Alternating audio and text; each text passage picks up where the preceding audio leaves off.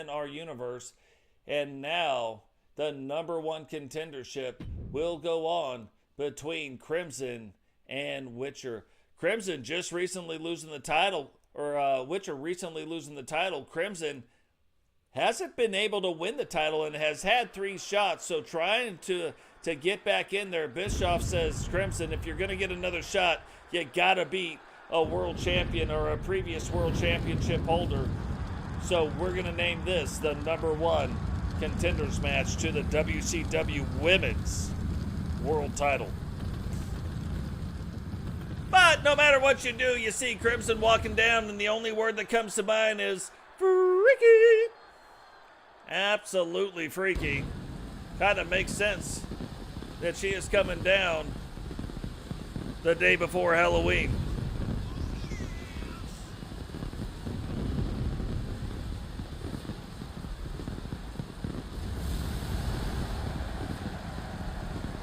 And I'm telling you what, wait till you see Mr. Gruffy's entrance. Making her way to the ring, representing the Disciples of Darkness from the pits of hell, the Destroyer, Crimson!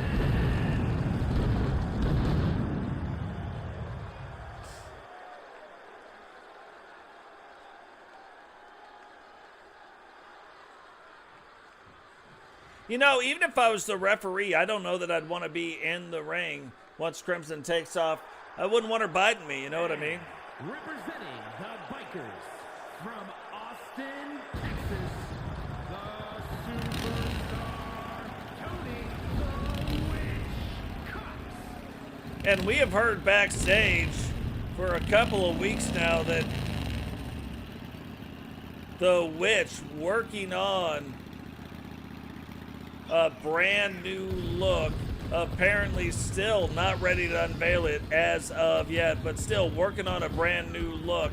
Will be interesting to see what happens when she does decide to uncork that look and let the rest of the world see it. Now, we have seen her unleash her supernatural powers, sucking the life, sucking the energy out of her fellow competitors. We have seen her use it every single match she has been in since debuting it. Will that streak continue here tonight?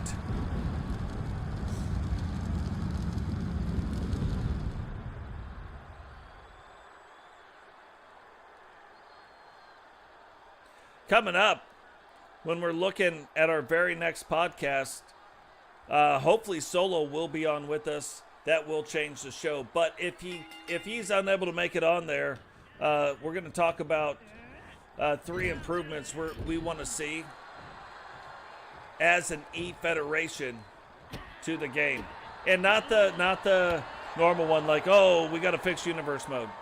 Yeah, I know that'd be its own entire podcast, me explaining why it's broken and how they couldn't fix it if they wanted to, but what they should have done 3 years ago, today, anytime, but it's got to start soon. That'd be a whole show. And then how do sliders affect the style of the show? We'll pick 5 to 10 sliders. We'll talk about them. Not going to talk about every single slider, but we'll pick 5 to 10 and we'll do that. We'll do it a few times till we get through all the sliders, but there's really long conversations to be had about every single slider that's in this game. So we'll start seeing some of that as well. And then we're going to focus on Grady, Herbie, and Sentinel, kind of the 3 wrestler spotlight. And what we did to get them past the hump that they were in. They're in kind of this lull, and we did something very specific in the shows. Wasn't working for a while, and finally we got it to work, and then all of a sudden it turns around. They start winning titles again. So, not an accident. The matches aren't accidental, is what I mean. But right now, you can see that obviously Crimson, the largest female wrestler in the women's division. So the Witcher definitely has her work cut out for her. However, Witcher has beaten Crimson on multiple occasions. And then you can see, because Witcher is kind of a submission specialist, she actually uses Crimson's size against her when applying her finishing move, the Witch's Brew. And look at this. Here it is yet again, picking Crimson up. Trying to even the score back out. Crimson clutching the lower part of her back, but I was like, she's got to get it turned back around, get something going, picks her up, drains the energy, pile drives her, and then you know that usually means some things are coming. I hear the train a-coming. It's rolling around the bend, and Crimson ain't seen Witcher's shin since I don't know when. But she saw it right there. And Crimson now fighting back through it. But that move right there where she starts draining the energy back in, she starts gaining some of that energy from her competitor on another level. And look, Crimson, the state of mind, understanding that she might not be able to kick out if the Witch put a pin on her, so she rolls to the outside of the ring. And that should show you too. Look how tall Crimson is. The Witch having a problem even getting those hits in, but she gets them in nonetheless.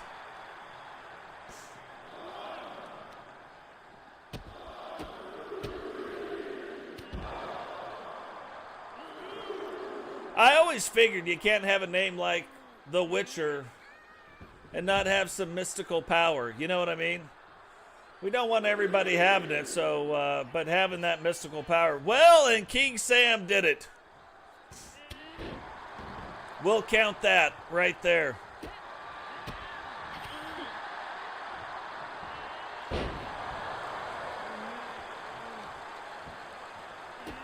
King Sam basically completed, even though it won't show it in the thing, still completed the mission right there.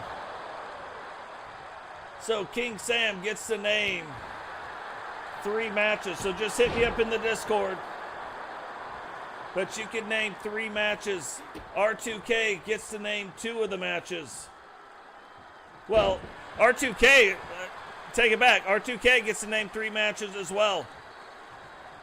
And anybody else that donates $4.99 plus, it's $4.99, you get to name a match. So right there, that's 6 matches actually, just to be fair. So R2K gets 3 matches that he can name. He can name them for himself. He can name them for somebody else. He wants to see these other people do it. And here we go, the Witch locking it in. The Witch's Brew. Will Crimson go night-night?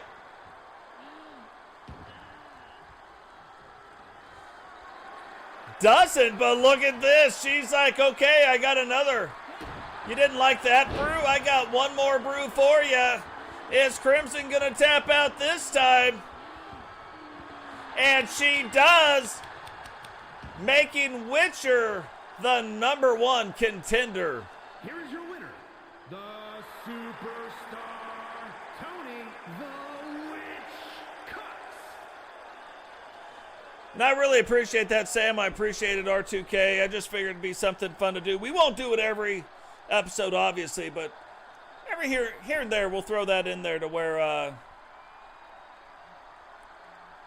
we'll have a goal, and if we can hit the goal, then that'll